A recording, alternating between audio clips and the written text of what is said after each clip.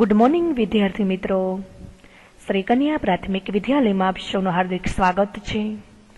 ધોરણ 7 વિષય વિજ્ઞાન, એમાંનું ચેપ્ટર નંબર 12.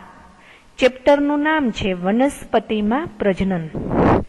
તો વિદ્યાર્થી મિત્રો, આ પાઠની અંદર આપણે પ્રજનનના પ્રકારો, લિંગી પ્રજનન, ફળ અને બીજ નિર્માણ, બીજ ફેલાવો, એના વિશે આપણા પાઠની અંદર અભ્યાસ કરવાનો છે. તો તેને લગતા આપણે થોડાક મુદ્દાઓને યાદ કરી લઈએ કે પ્રજનન તો પિતૃમાંથી નવા સજીવો ઉત્પન્ન થવાની ક્રિયાને આપણે શું કહેવામાં આવે છે? તો કે પ્રજનન તરીકે ઓળખવામાં આવે છે. તો આપણે એના વિશે અભ્યાસ કરવાનો છે. વનસ્પતિમાં પુષ્પ પ્રજનનનું કાર્ય કરે છે. તો પુષ્પો વનસ્પતિનો પ્રજનનિક ભાગ છે. પુષ્પમાં કાં તો નર ભાગ કે માદા ભાગ અથવા બંને નર અને માદા ભાગ જોવા મળે છે. તો એના વિશે આપણે આ પાઠની અંદર અભ્યાસ કરવાનો છે. ત્યારબાદ વનસ્પતિમાં પ્રજનનના મુખ્ય 2 પ્રકાર છે. ક્યાં ક્યાં? તો કે એક અલિંગી પ્રજનન અને બીજું લિંગી પ્રજનન. તો એના વિશે આપણે આ પાઠની અંદર અભ્યાસ કરવાનો છે. ત્યારબાદ વાનસ્પતિક પ્રજનન એટલે શું? કલમ એટલે શું? તો કે વાનસ્પતિક કલિકાઓ પણ નવા છોડનું સર્જન કરી શકે છે. અલિંગી પ્રજનનની રીતો: કલિકા સર્જન, દાખલા તરીકે યીસ્ટ; અવખંડન, દાખલા તરીકે સ્પાઇરોગાયરા; ત્યારબાદ બીજાણુ સર્જન, દાખલા તરીકે આપણે જોઈએ તો કે ફૂગ ને હંસરાજ. તો એના વિશે આપણા પાઠની અંદર અભ્યાસ કરવાનો છે.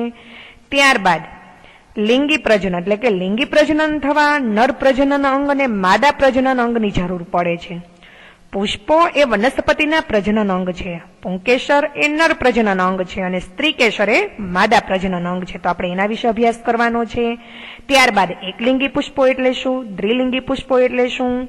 ફલિતાંડ એટલે શું? પરાગનયન એટલે શું? ફલન એટલે શું? એના વિશે આપણે આ પાઠની અંદર અભ્યાસ કરવાનો છે. તો હવે આપણે પાઠની સમજૂતી તરફ જઈએ.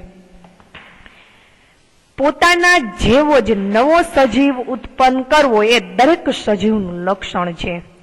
તો વિદ્યાર્થી મિત્રો, તમે અગાઉના ધોરણમાં અભ્યાસ કરેલ છે કે પિતૃમાંથી નવા સજીવો ઉત્પન્ન થવાની ક્રિયાને શું કહેવામાં આવે છે? તો કે પ્રજનન કહે છે. પિતૃમાંથી નવા સજીવો ઉત્પન્ન થવાની ક્રિયાને પ્રજનન કહે છે. પરંતુ વનસ્પતિ કેવી રીતે પ્રજનન કરે છે? પ્રજનનના જુદા જુદા પ્રકાર છે, જેનો અભ્યાસ આપણે આ પ્રકરણમાં કરીશું. તો આપણે 12.1 જોઈએ કે પ્રજનનના પ્રકારો. હવે એમાં આપણે જોઈએ કે તમે પુષ્પના વિવિધ ભાગોનો અભ્યાસ કરેલ છે. હવે વનસ્પતિના વિવિધ ભાગોની યાદી બનાવો અને દરેકના કાર્ય લખો. મોટા ભાગની વનસ્પતિ મૂળ, પ્રકાંડ અને પર્ણ ધરાવે છે. તેઓને વાનસ્પતિક અંગો કહેવામાં આવે છે. વનસ્પતિના વિવિધ ભાગોની યાદી બનાવો અને દરેકના કાર્ય લખો. તો આપણે જોઈએ તો કે મોટા ભાગની વનસ્પતિ મૂળ, પ્રકાંડ અને પર્ણ ધરાવે છે. તેઓને આપણે શું કહીએ છીએ? તો કે વાનસ્પતિક અંગો કહેવામાં આવે છે. ચોક્કસ સમયગાળાની વૃદ્ધિ પછી વનસ્પતિમાં પુષ્પો જોવા મળે છે. તમે નિહાળ્યું હશે કે આંબાને વસંત ઋતુમાં પુષ્પો આવે છે. આ એ જ પુષ્પો છે જેમાંથી કેરીનું નિર્માણ થાય છે, જે આપણે ઉનાળામાં કેરીની મજા માણીએ છીએ. તો આપણે ફળ ખાઈએ છીએ અને બીજને ફેંકી દઈએ છીએ. હવે આ બીજ અંકુરણ પામીને કેવા છોડનું સર્જન કરે છે? તો કે નવા છોડનું સર્જન કરે છે. આમ વનસ્પતિમાં પુષ્પનું કાર્ય શું છે? પુષ્પ વનસ્પતિમાં પ્રજનનનું કાર્ય કરે છે. પુષ્પો વનસ્પતિના પ્રાજનિક ભાગ છે. વનસ્પતિ વિવિધ રીતે તેમના બાળ છોડ ઉત્પન્ન કરે છે. તે મુખ્યત્વે 2 રીતોમાં વહેંચાયેલ છે. હવે આપણે જોઈએ કે 2 રીતોમાં વહેંચાયેલ છે. કઈ કઈ 2 રીતોમાં વહેંચાયેલ છે? તો કે એક અલિંગી પ્રજનન અને બીજું જોઈએ તો કે આપણે લિંગી પ્રજનન. હવે અલિંગી પ્રજનનમાં વનસ્પતિ બીજ વિના નવો છોડ ઉત્પન્ન કરે છે, જ્યારે લિંગી પ્રજનનમાં નવો છોડ બીજમાંથી મેળવાય છે. ફરીથી વિદ્યાર્થી મિત્રો આપણે જોઈએ કે વનસ્પતિ વિવિધ રીતે તેમના બાળ છોડ ઉત્પન્ન કરે છે. તે મુખ્યત્વે બે રીતોમાં વહેંચાયેલ છે. એક અલિંગી પ્રજનન અને બીજું લિંગી પ્રજનન. તો અલિંગી પ્રજનનમાં વનસ્પતિ બીજ વિના નવો છોડ ઉત્પન્ન કરે છે, જ્યારે લિંગી પ્રજનનમાં નવો છોડ બીજમાંથી મેળવાય છે. તો પહેલીએ વિચાર્યું કે નવા છોડ હંમેશા બીજમાંથી ઉદ્ભવે છે, પરંતુ તેણે ક્યારેય શેરડી, બટાટા કે ગુલાબના બીજ જોયા નથી. તે જાણવા ઈચ્છે છે કે આ વનસ્પતિઓમાં પ્રજનન કેવી રીતે થાય છે. તો આપણે જોઈએ તો કે અલિંગી પ્રજનન. અલિંગી પ્રજનનમાં અલિંગી પ્રજનનનો નવો છોડ બીજમાંથી મેળવાતો નથી. હવે આગળ આપણે જોઈએ તો કે વાનસ્પતિક પ્રજનન. આ એક પ્રકારનું અલિંગી પ્રજનન છે, જેમાં નવો છોડ એ મૂળ, પ્રકાંડ, પર્ણ અને કલિકામાંથી ઉત્પન્ન થાય છે. અહીં પ્રજનન એ વનસ્પતિના ભાગો દ્વારા થતું હોવાથી તેને આપણે શું કહેવામાં આવે છે તો કે વાનસ્પતિક પ્રજનન તરીકે ઓળખવામાં આવે છે. હવે પ્રવૃત્તિ 12.1 માં આપણે સમજીએ કે ગુલાબ અને ચંપાની ડાળીને ગાંઠથી કાપો. તો આ ટુકડાને આપણે શું કહેવામાં આવે છે કે કલમ. જ્યાં ગાંઠ હોય ત્યાંથી આપણે કાપીએ તો કે ગુલાબ અને ચંપાની જે ડાળી છે ને ગાંઠથી આપણે કાપીએ તો આ ટુકડાને કલમ તરીકે ઓળખવામાં આવે છે. આ કલમને જમીનમાં તમે દાટો એટલે ગાંઠ એ પ્રકાંડ અને ડાળીનો એક ભાગ છે કે જેમાંથી શું ઉદ્ભવે છે તો કે પર્ણ ઉદ્ભવે છે. તો આ કલમને રોજ તમે પાણી આપો અને તેની વૃદ્ધિ નોંધો. મૂળને બહાર આવતા અને પર્ણને ઉગતા કેટલા દિવસ લાગે છે તેનું નિરીક્ષણ કરો અને નોંધો. તો આવી જ પ્રવૃત્તિ અંડુની વેલને પાણી ભરેલી કાચની બોટલમાં ઉગાડીને તમને શું કરવાનું કહ્યું છે તો કે કાચની બોટલમાં ઉગાડીને તમે એનું અવલોકન નોંધવાનું કહ્યું છે. હવે તમે વિદ્યાર્થી મિત્રો તમે આકૃતિ 12.1 માં ગુલાબના પ્રકાંડની તમે કલમ જોઈ શકશો. તો અહીંયા તમને આપેલું છે કે અહીંયા શું આપેલું છે તો કે તમને એ જે ગુલાબની જે પ્રકાંડની જે કલમ છે તો આ જગ્યાએ તમને શું આપેલું છે તો કે ગાંઠ આપેલી છે. હવે ત્યારબાદ આપણે અહીંયા જોઈએ તો કે અહીંયા કક્ષ કલિકા છે ને અહીંયા ગાંઠ આપેલી છે. તો તમે કલિકાઓને ફૂલમાં રૂપાંતરિત થતી જોઈ હશે. પુષ્પકલિકા ઉપરાંત કક્ષમાં કલિકાઓ જોવા મળે છે. કક્ષ એટલે કે પર્ણનું પ્રકાંડ સાથેનું જોડાણ સ્થાન. કક્ષ એટલે કે પર્ણનું પ્રકાંડ સાથેનું જોડાણ સ્થાન, જેમાંથી પ્રરોહનું નિર્માણ થાય છે. શેનું નિર્માણ થાય છે તો કે પ્રરોહનું નિર્માણ થાય છે. આ કલિકાને આપણે વાનસ્પતિક કલિકા તરીકે ઓળખવામાં આવે છે.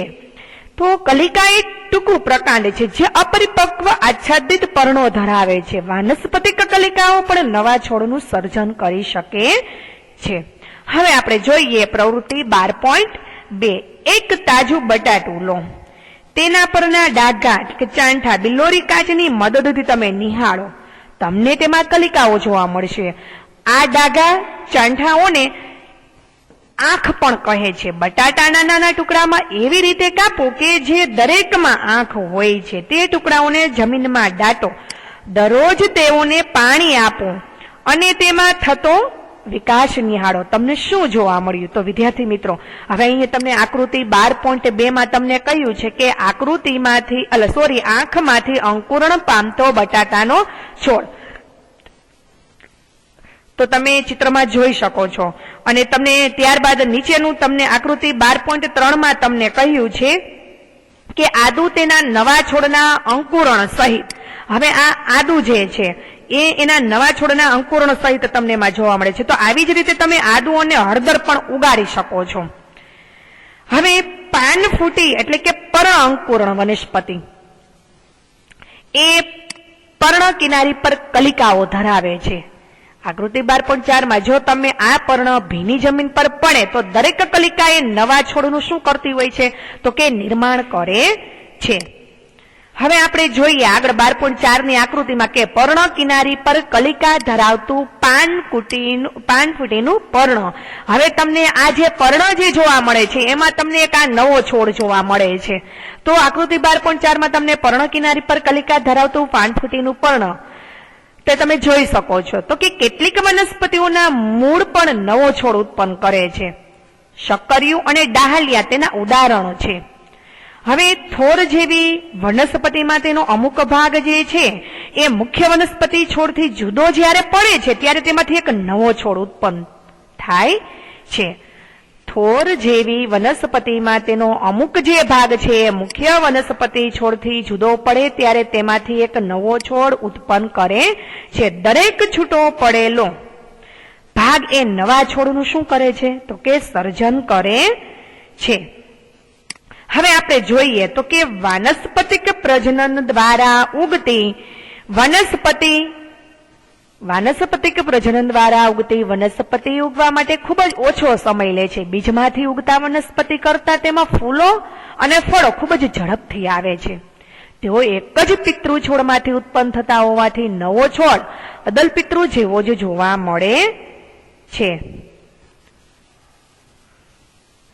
આ પ્રકરણમાં આગળ જતા તમે અભ્યાસ કરશો કે લિંગી પ્રજનન દ્વારા ઉદ્ભવતો છોડ એ બંને છોડના લક્ષણો ધરાવે છે. વનસ્પતિ લિંગી પ્રજનન દ્વારા બીજ ઉત્પન્ન કરે છે. હવે ત્યારબાદ આપણે આગળનો પોઈન્ટ સમજીએ કે કલિકા સર્જન. હવે તમે અગાઉ અભ્યાસ કરી ગયા છો કે ઈષ્ટ જેવા નાના સજીવો માત્ર સૂક્ષ્મદર્શક યંત્ર દ્વારા જ જોઈ શકાય છે. તેઓને જો પૂરતા પ્રમાણમાં પોષક તત્વો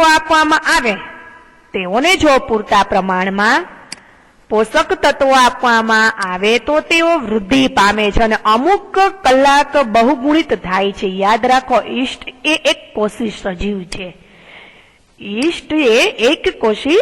છે. તો ચાલો જોઈએ તે કેવી રીતે પ્રજનન કરે છે. તો પ્રવૃત્તિ 12.3 માં કે ઈષ્ટ કેક કે ઈષ્ટ પાવડર બેકરી કે કેમિસ્ટની દુકાનેથી લો.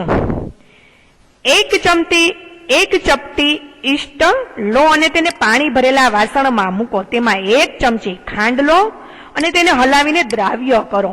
તેને ઓરડાની હુંફાળી જગ્યા ઉપર મૂકો.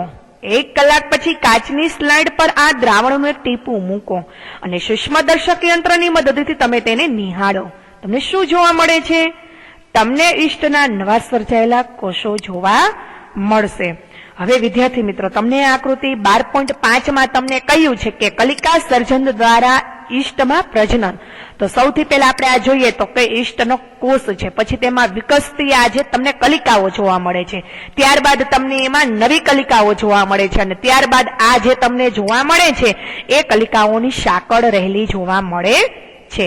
તો ઈષ્ટના કોષોમાંથી એક નાનું બલ્બ જેવું પ્રલંબન જોવા મળે છે, જેને આપણે શું કહેવામાં આવે છે? તો કે કલિકા કહે છે.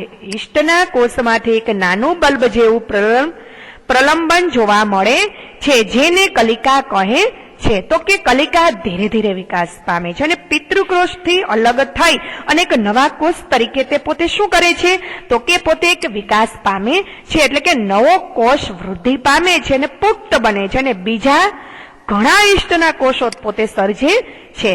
તો કેટલીક વાર બીજી કલિકાઓ મુખ્ય કલિકામાંથી સર્જાય અને કલિકાની સાંકળ બનાવે છે. જો આ પ્રક્રિયા ચાલુ રહે તો થોડા જ સમયમાં વિશાળ સંખ્યામાં ઈષ્ટના કોષો તમને જોવા મળે છે. હવે આપણે આગળ જોઈએ અવખંડન. તો તમે તળાવમાં અથવા હવે આપણે અવખંડનમાં આપણે જોઈએ કે તમે તળાવમાં અથવા તો સ્થિર પાણીમાં એક લીલો ચીકણો જથ્થો જોયો હશે. જોયો છે ને વિદ્યાર્થી મિત્રો? જે શું છે તો કે તે લીલ છે. હવે જ્યારે પાણી અને પૂરતા પોષક તત્વો મળી રહે છે ત્યારે એ લીલ ઉગે છે અને વિખંડન દ્વારા ખૂબ જ ઝડપથી બહુગુણિત થાય છે. લીલનો તંતુ 2 કે તેથી વધુ ટુકડાઓમાં તૂટે છે. આ તંતુઓ કે ટુકડાઓ નવા વ્યક્તિગત તંતુ તરીકે વર્તે છે. તો તમે આકૃતિ 12.6 માં પ્રક્રિયા ચાલુ રહે છે અને ટૂંકા સમયગાળામાં વિશાળ વિસ્તારને ઢાંકે છે. હવે તમે આકૃતિમાં જોઈ શકો છો કે તમે સ્પાઇરોગાઇકા એટલે કે એક પ્રકારની શું કહી શકાય તો લીલ, એમાં તમને અવખંડન આ થતું જોવા મળે છે. હવે ત્યારબાદ આપણે જોઈએ તો કે બીજાણુ સર્જન. હવે આ બીજાણુ સર્જન તો કે તમે પ્રકરણ 1 માં શીખ્યા કે હવામાં હાજર બીજાણુઓ દ્વારા તો આપણે જોઈએ તો કે બીજાણુ સર્જનની અંદર તો કે તમે પ્રકરણ 1 માં શીખ્યા કે હવામાં હાજર બીજાણુઓ દ્વારા બ્રેડના ટુકડા પર ફૂગ ઉગી નીકળે છે. તો તમને આકૃતિ 12.7 માં ફૂગમાં બીજાણુ સર્જન દ્વારા પ્રજનન. હવે તમે જોઈ શકો છો વિદ્યાર્થી મિત્રો કે તમને આ એક ક્વક ઝાડ આપેલી છે, ત્યારબાદ આ બીજાણુધાની અને આ તમને જોવા મળે છે બીજાણુ. હવે ત્યારબાદ આપણે આગળ જોઈએ કે બીજાણુધાની. હવે આ જે બીજાણુધાની છે એ બીજાણુધાની એટલે કે બીજાણુ સર્જન કરતું અંગ. બીજાણુધાની એટલે કે બીજાણુ સર્જન કરતું અંગ જે તમે અહીંયા બીજાણુધાની જોઈ શકો છો. તો તમે પ્રવૃત્તિ 1.2 થી ફરીથી કરો કે બ્રેડના ટુકડા પર કપાસ જેવા તાતણા જોઈ શકાય છે.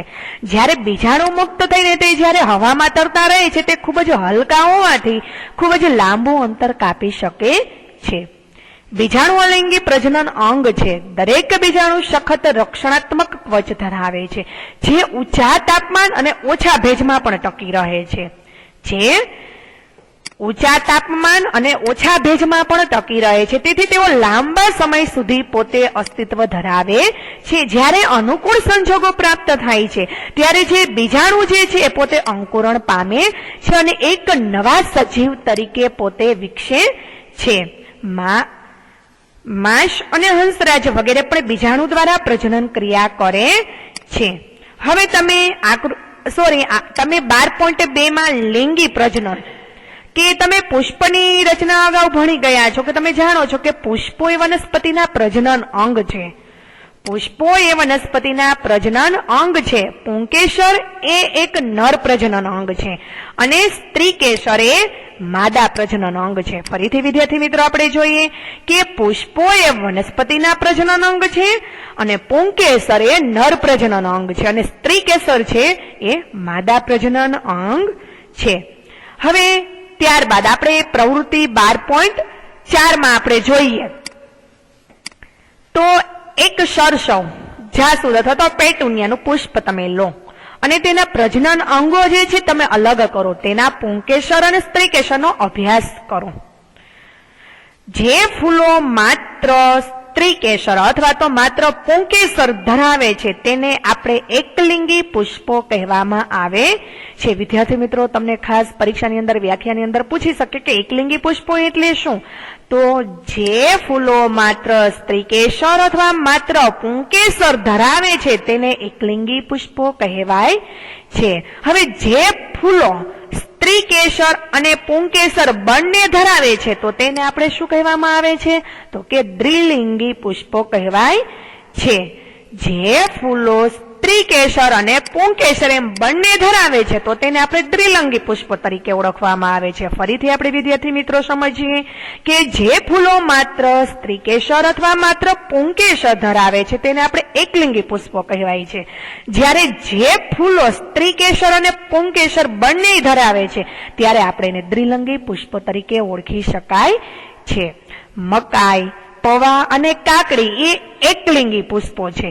મકાઈ, પવા અને કાકડી એકલિંગી પુષ્પો છે. જ્યારે સરસવ, ગુલાબ અને પેટુનિયા એ દ્વિલિંગી પુષ્પો ધરાવે છે. તો વિદ્યાર્થી મિત્રો ખાસ યાદ રાખજો એકલિંગી પુષ્પો કોને કહેવાય, દ્વિલિંગી પુષ્પો કોને કહેવાય. તમને ઉદાહરણ સહિત પૂછે વ્યાખ્યા તો તમે આ લખી શકો છો કે જે ફૂલો માત્ર સ્ત્રીકેસર અથવા માત્ર પુંકેસર ધરાવે છે તેને એકલિંગી પુષ્પ તરીકે ઓળખવામાં આવે છે. દાખલા તરીકે આપણે જોઈએ તો કે મકાઈ, પપૈયા અને કાકડી એ બધા એકલિંગી પુષ્પ ધરાવે છે. જ્યારે જે ફૂલો સ્ત્રીકેસર કે પુંકેસર બંને ધરાવે છે તો તેને આપણે દ્વિલિંગી પુષ્પ તરીકે ઓળખીએ છીએ. દાખલા તરીકે આપણે જોઈએ તો કે સરસવ, ગુલાબ અને પેટુનિયા. હવે વિદ્યાર્થી મિત્રો આપણે આગળ જોઈએ કે તમને અહીંયા એક પરાગાશય અને અહીંયા તમને આકૃતિ 12.9 ની અંદર તમને પ્રજનન અંગો આપેલા છે. એમાં જે એ છે એ પુંકેસર, એમાં પરાગાશયન અને એક તંતુ અને ત્યારબાદ તમને બી માં અંદર આપેલું છે સ્ત્રીકેસર. હવે બી ની અંદર સ્ત્રીકેસરની અંદર આપણે જોઈએ તો કે આ પરાગાસન, પરાગવાહિની અને અંડાશય અને આ જે બધા છે એ તમને શું જોવા મળે છે? તો કે અંડકો જોવા મળે છે. હવે એ શેમાં છે? તો કે એ સ્ત્રીકેસરમાં છે. હવે બંને નર અને માદા એકલિંગી પુષ્પો એક જ અથવા તો જુદા જુદા છોડ ઉપર હોઈ શકે છે. બંને નર અને માદા એકલિંગી પુષ્પો એક જ અથવા તો જુદા જુદા છોડ ઉપર હોઈ શકે છે. શું તમે પરાગાશય અને પુંકેસરના તંતુને ઓળખી શકો છો તો તમે આકૃતિ 12.9 માં એ જે છે આપણે હમણાં આકૃતિમાં જોયું એ પુંકેસર છે. હવે પરાગાશય પરાગરજ ધરાવે છે જે નરજન્યુઓ ઉત્પન્ન કરે છે. આકૃતિ 12.9 એની અંદર તમે પુંકેસર જોયું, બરાબર વિદ્યાર્થી મિત્રો? તો એ પરાગાશય એ પરાગરજ ધરાવે છે. પરાગાશય એ પરાગરજ ધરાવે છે જે નર જન્યો ઉત્પન્ન કરે છે. હવે નીચે તમને સ્ત્રીકેસરની આકૃતિ આપેલી છે બી માં, જે આપણે આગળ હમણાં જોઈ ગયા. તો એ સ્ત્રીકેસર એ પરાગાશન, પરાગવાહિની અને અંડાશય ત્રણેય વસ્તુ એ પોતે ધરાવે છે. હવે ફરીથી આપણે આકૃતિમાં જોઈએ. હવે તમને અહીંયા આપેલી છે આકૃતિ એમાં કે આ તમને શું આપેલું છે આકૃતિ એની અંદર? તો કે આકૃતિ એની અંદર તમને આ પુંકેસરની આકૃતિ આપેલી છે. એમાં આ પરાગાશય અને તંતુ. જ્યારે તમને બી આકૃતિ આપેલી છે એ તમને શેની આપેલી છે? તો કે એ પોતે સ્ત્રીકેસરની આકૃતિ આપેલી છે. હવે આ જે સ્ત્રીકેસરની આકૃતિ આપેલી છે એમાં પરાગાશન, પરાગવાહિની અને અંડાશય ને અંડકો. હવે આપણે જોઈએ તો તમને હમણાં આપણે આગળ સમજ્યા કે જે પરાગાશય અને પુંકેસરના તંતુને આપણે ઓળખી શકીએ છીએ, બરાબર? તો તમે આકૃતિ અને બી માં જોયું કે પરાગાશય પરાગરજ ધરાવે છે જે નરજન્યો ઉત્પન્ન કરે છે. હવે સ્ત્રીકેસર છે એ પરાગાશન, પરાગવાહિની અને અંડાશય ધરાવે છે. અંડાશય એક કે વધુ અંડકો ધરાવે છે. જે આપણે જોયું જે અંડાશય જે અંડકો જે અંડાશય છે એક કે વધુ અંડકો ધરાવે છે. તો માદાજન્યુ અથવા તો અંડકોષ એ અંડકમાં ઉત્પન્ન થાય છે. ફરીથી માદાજન્યુ અથવા તો અંડકોષ એ બંને શેમાં ઉત્પન્ન થાય છે? તો કે અંડકમાં ઉત્પન્ન થાય છે. જે તમે આકૃતિ 12.9 બી માં તમે જોયું, આપણે સમજ્યા. તો લિંગી પ્રજનનમાં એક નરજન્યુ અને એક માદાજન્યુ બે ભેગા મળી અને પોતે શું બનાવે છે? તો કે ફલિતાંડ બનાવે છે. ફરીથી આપણે સમજીએ કે જે લિંગી જે પ્રજનનમાં એક નરજન્યુ અને એક માદાજન્યુ, લિંગી પ્રજનનમાં નરજન્યુ અને માદાજન્યુ એ બંને ભેગા મળી અને એક શું બનાવે છે? તો કે ફલિતાંડ બનાવે છે. હવે આપણે આગળ જોઈએ કે બુજોને જાણવું છે કે નરજન્યુ જે પરાગરજમાંથી નીકળે છે તે અંડકમાં આવેલા માદાજન્યુ એટલે કે અંડકોષ સુધી કેવી રીતે પહોંચે છે? તો હવે આપણે જોઈએ કે પરાગનયન. તો સામાન્ય રીતે પરાગરજ સખત રક્ષણાત્મક કવચ ધરાવે છે જે તેને સુકાઈ જતા અટકાવે છે. પરાગરજ હલકી હોવાને કારણે તે સરળતાથી પવન અથવા તો પાણી દ્વારા પોતે વહન પામે છે. જીવજંતુઓ પુષ્પની મુલાકાત લે છે અને એ તેઓના શરીર પર પરાગરજ લઈને જાય છે. તો વિદ્યાર્થી મિત્રો આપણે આકૃતિ 12.10 માં જોઈએ કે પુષ્પમાં પરાગનયન. હવે એ જે આપેલી છે આકૃતિ એ સ્વપરાગનયન છે અને બી જે છે એ પરપરાગનયન છે. તો આ સ્વપરાગનયનની અંદર આપણે જોઈએ તો કે પરાગાશન, પરાગરજ, પરાગાશય, પરાગાશન. હવે પરપરાગનયન તો આપણે એની અંદર સ્વપરાગનયન છે ને બી ની અંદર તમને આપેલું છે પરપરાગનયન. તો સ્વપરાગનયન ની અંદર આપણે જોઈએ કે પરાગાશન અને પરપરાગનયન ની અંદર આપણે જોઈએ તો કે પરાગાશન. હવે આપણે આગળ સમજીએ કે તેઓના શરીર પર પરાગરજ લઈને આવે છે. કેટલીક પરાગરજ તેજ પ્રકારના પુષ્પના પરાગાસન પર સ્થાપિત થાય છે. તો પરાગાશયનમાંથી પરાગરજનું પરાગાસન તરફનું વહન એ શું કહેવામાં આવે છે? તો કે પરાગનયન કહેવાય છે. પરાગાશયમાંથી પરાગરજનું પરાગાસન તરફનું વહન એ પરાગનયન કહેવાય છે. જો તેજ પુષ્પ પર પરાગરજ પરાગાસન પર સ્થાપિત જ્યારે થાય છે તો તેને આપણે શું કહેવામાં આવે છે? તો કે સ્વપરાગનયન કહેવામાં આવે છે. જે તમે આકૃતિમાં જોયું કે એમાં સ્વપરાગનયન છે અને બીમાં પરપરાગનયન છે. તો પરાગનયનમાં તો કે જે પરાગાશયમાંથી જે પરાગરજનું પરાગાસન તરફનું જ્યારે વહન જે છે એ પરાગનયન તરીકે ઓળખાય છે. ને જો તેજ પુષ્પ પર પરાગરજ પરાગાસન પર જ્યારે સ્થાપિત થાય છે તો તેને આપણે શું કહેવામાં આવે છે? તો કે સ્વપરાગનયન તરીકે ઓળખી શકાય છે. એક પુષ્પની પરાગરજ તે જ છોડના બીજા પુષ્પ અથવા તો તેના જેવા જ અન્ય છોડના જે પુષ્પના પરાગાસન પર જ્યારે સ્થાપિત થાય તો તેને આપણે પરપરાગનયન કહેવામાં આવે છે. ફરીથી આપણે જોઈએ વિદ્યાર્થી મિત્રો કે એક પુષ્પની પરાગરજ તે જ છોડના બીજા પુષ્પ અથવા તેના જેવા જ અન્ય છોડના પુષ્પના પરાગાસન પર જ્યારે સ્થાપિત થાય તો તેને આપણે પરપરાગનયન તરીકે ઓળખવામાં આવે છે, જે તમે આકૃતિ 12.10 માં એ અને આકૃતિ 12.10 બી માં સમજી શકો છો. હવે ત્યારબાદ આપણે આગળ સમજીએ. હવે તમને આકૃતિ 12.11 માં તમને કહ્યું છે કે ફલન એટલે કે ફલિતાંડનું નિર્માણ. હવે આકૃતિ 12.11 માં ફલન એટલે કે ફલિતાંડનું નિર્માણ. હવે એમાં તમને આ જે જોવા મળે છે અંડકોષ છે અને અહીંયા શું જોવા મળે છે તો કે ફલિતાંડનું નિર્માણ થયેલું જોવા મળે છે. આમાં જે આ જોવા મળે છે તમને એ અંકુરિત પરાગરજ છે અને જ્યારે અહીંયા પરાગનલિકાઓ આવેલી છે. તો વિદ્યાર્થી મિત્રો આપણે જોઈએ હવે આગળ કે ફલન.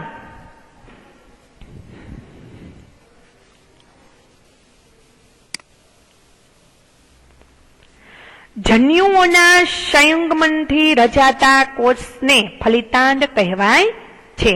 ફરીથી વિદ્યાર્થી મિત્રો આપણે સમજીએ કે જન્યુઓના સંયુગ્મનથી રચાતા કોષને ફલિતાંડ કહે છે. નરજન્યુ અને માદાજન્યુ એટલે કે એક ફલિતાંડ બનવા માટેનું તો કે નરજન્યુ અને માદાજન્યુ, નરજન્યુ અને માદાજન્યુનું